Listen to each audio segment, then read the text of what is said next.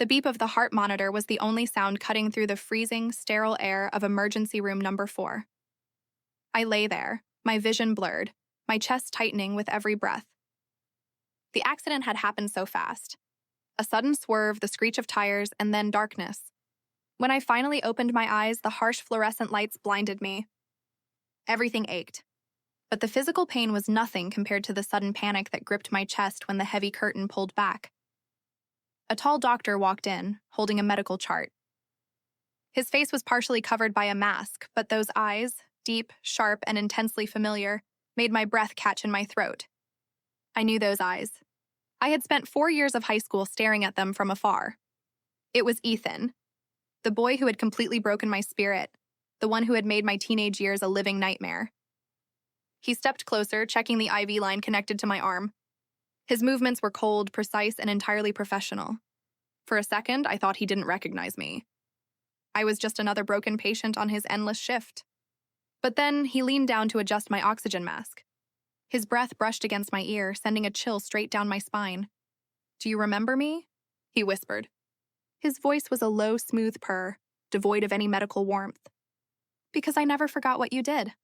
Before I could even gasp, before I could find the words to ask what he meant, he straightened up, gave a chillingly polite nod to the nurse who had just walked in, and vanished behind the curtain. My heart rate spiked, the monitor screaming in sync with the terror rising in my chest. I wasn't just trapped in a hospital.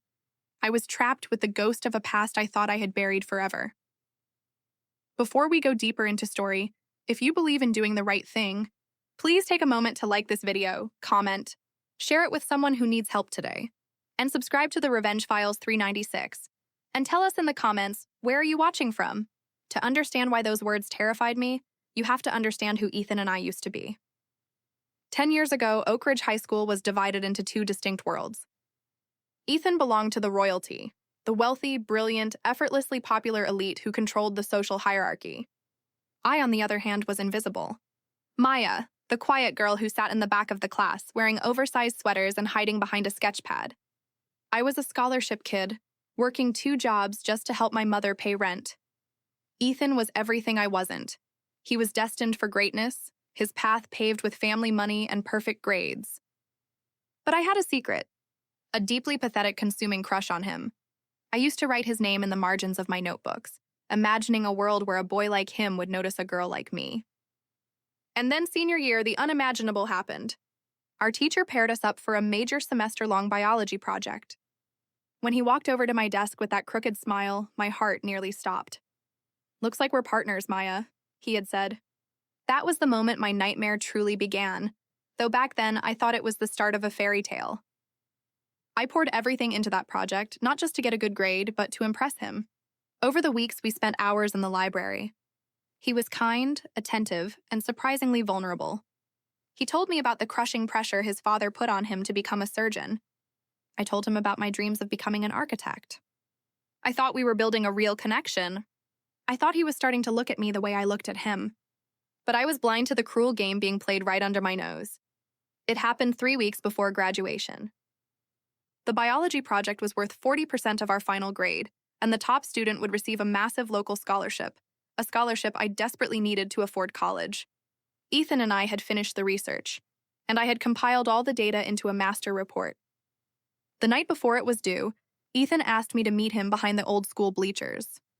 My hands were shaking. I thought he was finally going to confess his feelings. When I arrived, the air was crisp and dark. Ethan was standing there, but he wasn't alone. 3 of his popular friends were with him, laughing quietly. When he turned to look at me, the warmth I had grown used to was entirely gone. His eyes were cold, mocking. "Here she is," Ethan said, his voice dripping with condescension. He held up a flash drive, the drive containing our entire project. "Thanks for doing all the heavy lifting, Maya. But let's be real. A scholarship like this belongs to someone who actually has a future. Not a charity case." I stood frozen as his friends laughed. I didn't understand. "Ethan, what are you talking about?" I whispered, tears stinging my eyes. "I'm turning this project in under my name only," he replied flatly. "I told the principal you refused to contribute. And given my family's standing, who do you think they're going to believe?" My world shattered in a single second. The boy I loved had used me, played me like a fool, just to secure a prize his wealthy family didn't even need. When I tried to speak to the principal the next day, it went exactly as Ethan predicted. I was accused of jealousy and academic dishonesty. My grades were docked, the scholarship went to Ethan, and I was left with nothing but humiliation. I barely survived graduation, vowing to never trust anyone again. And now, 10 years later, here I was. Weak, injured, and entirely dependent on the man who had destroyed my future. After he left my ER room, I lay there for hours, my mind racing. Why did he say I did something to him? He was the one who ruined me. I was the victim, not him.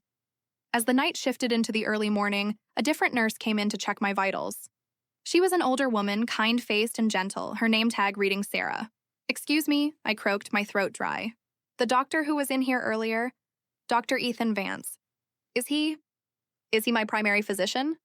Sarah smiled softly, nodding. "Yes, dear. Dr. Vance is one of our top trauma surgeons. You're in very good hands.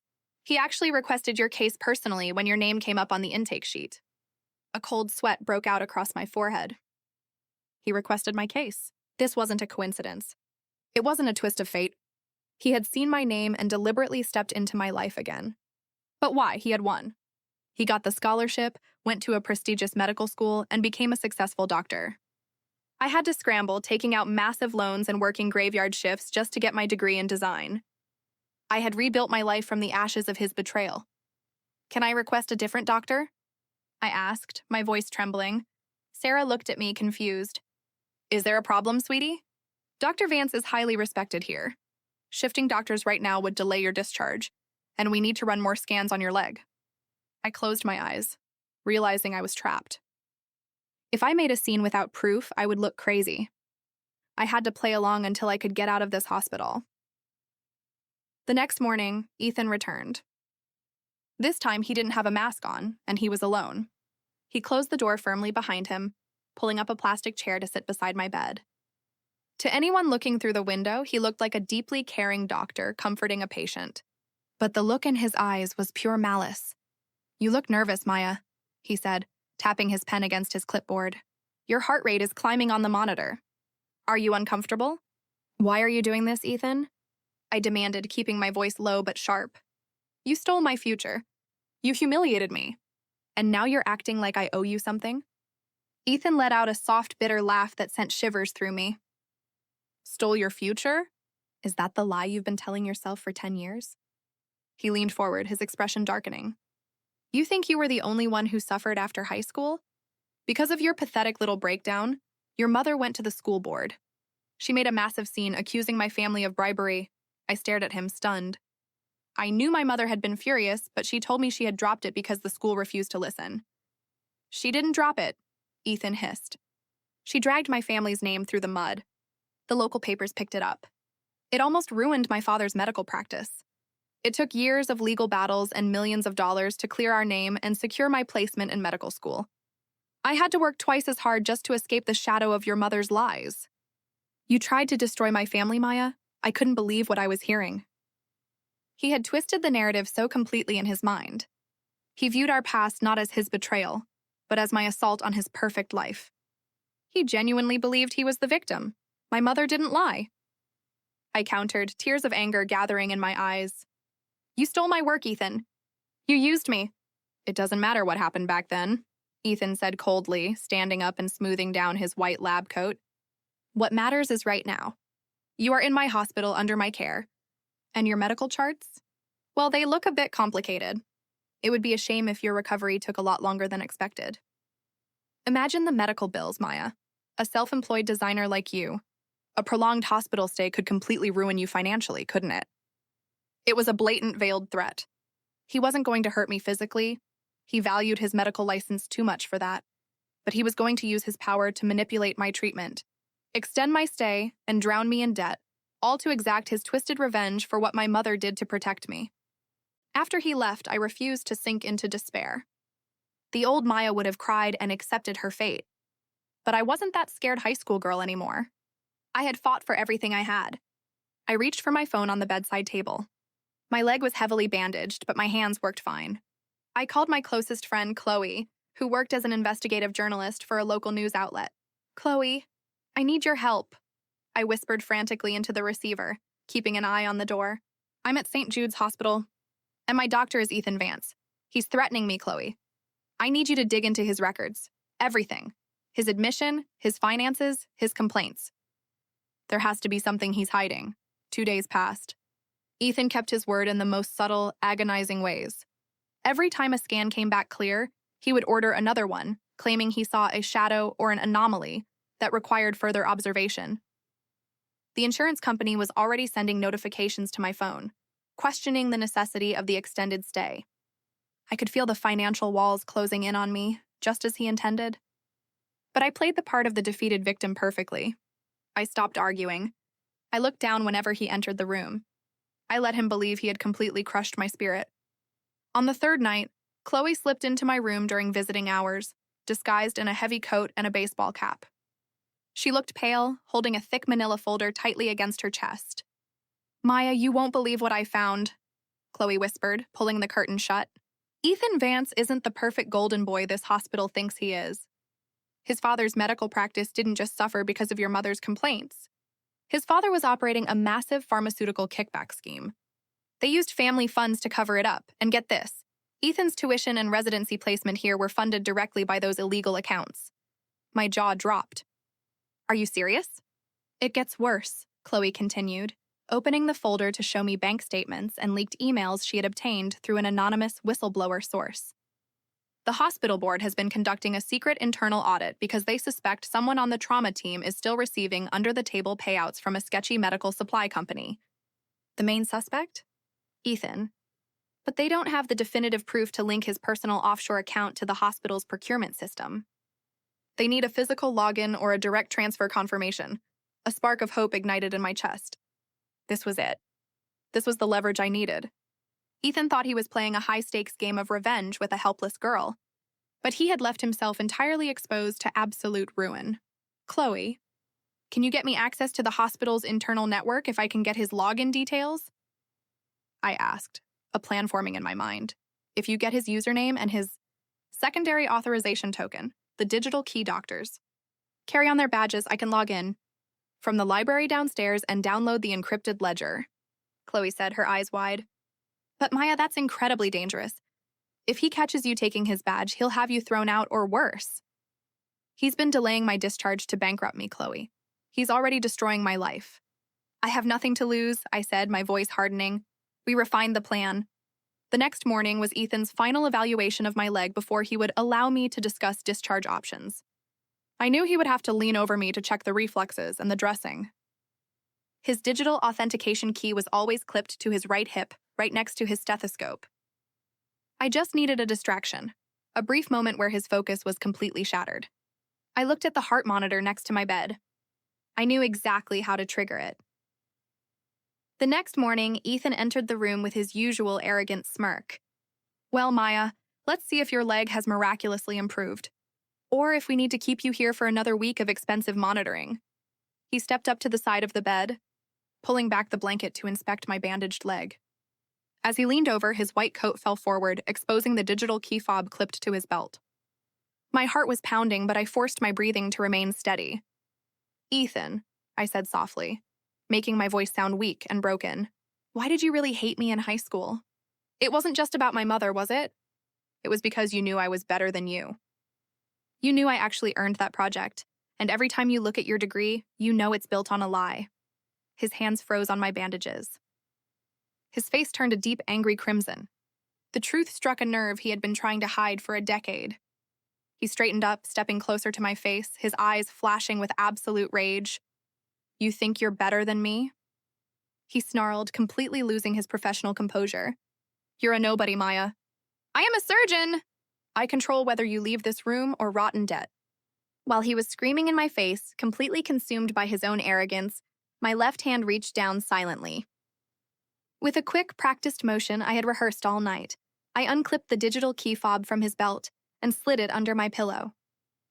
At the exact same moment, I used my right hand to violently rip the heart monitor leads off my chest. The machine instantly went into a flatline panic, letting out a continuous, deafening shriek. The sudden, piercing alarm shocked Ethan out of his rage. He looked at the monitor, then at me, realizing I had pulled the leads. Before he could react, the heavy door flew open and 3 nurses, including Sarah, rushed into the room, panicked by the flatline signal. "What happened?" Sarah cried, rushing to my side. She pulled the wires," Ethan stammered, trying to regain control of the situation, his face pale from the sudden influx of witnesses. "He attacked me," I screamed, letting tears stream down my face, playing the role of the terrified patient perfectly. "He was threatening me. He said he would never let me leave this hospital." "Get him away from me!" The nurses looked at Ethan in absolute shock. Sarah immediately stepped between Ethan and my bed. "Dr. Vance, you need to step out right now. This patient is clearly under extreme distress." Ethan looked furious, but with 3 nurses watching, he couldn't do anything. "This is ridiculous," he muttered, turning on his heel and storming out of the room to compose himself. He was so flustered, so consumed by the chaos, that he didn't even notice his digital key fob was missing from his belt. The moment the door closed, I looked at Sarah. "Please, I need to use the restroom. The stress is making me sick." Sarah helped me into a wheelchair, completely sympathetic. Once I was inside the private bathroom, I locked the door, pulled out my phone, and texted Chloe. "I have it. Room 4, private bathroom window. Hurry." I opened the small frosted window of the bathroom, which looked out onto the side alley where Chloe was waiting. I dropped the digital key fob into her waiting hands. "Give me 20 minutes, Chloe whispered from below before disappearing into the shadows. I went back to my bed, reconnecting the monitor leads. The nurses gave me a sedative to calm my nerves, which I pretended to swallow but hid under my tongue. 20 minutes later, the hospital loudspeaker cracked to life. "Would Dr. Ethan Vance please report to the Chief of Medicine's office immediately? Dr. Vance?" To the Chief's office.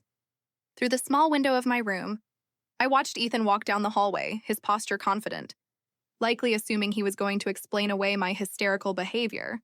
He had no idea he was walking straight into his execution. Downstairs, Chloe had successfully used his digital key to bypass the encrypted firewalls, matching his unique token to the illegal transactions from the medical supply company. The Chief of Medicine and the board directors were waiting for him with a mountain of printed bank logs, direct compliance violations, and the internal audit results. His entire life, built on fraud, theft, and arrogance, collapsed in a single afternoon. 2 hours later, Sarah walked into my room, her expression a mix of shock and profound sadness. "Maya, you were right," she said quietly. "Dr. Vance has been suspended effective immediately, pending a full federal investigation. The administration found massive irregularities in his files, and your files. Your discharge papers have been approved, and the hospital is waiving all your medical expenses due to the misconduct." I let out a long, deep breath. The weight that had crushed my chest for 10 long years finally lifted. As I was wheeled out of the hospital that evening, I saw Ethan one last time. He was standing near the exit, flanked by 2 security guards, his hands empty, his white coat gone.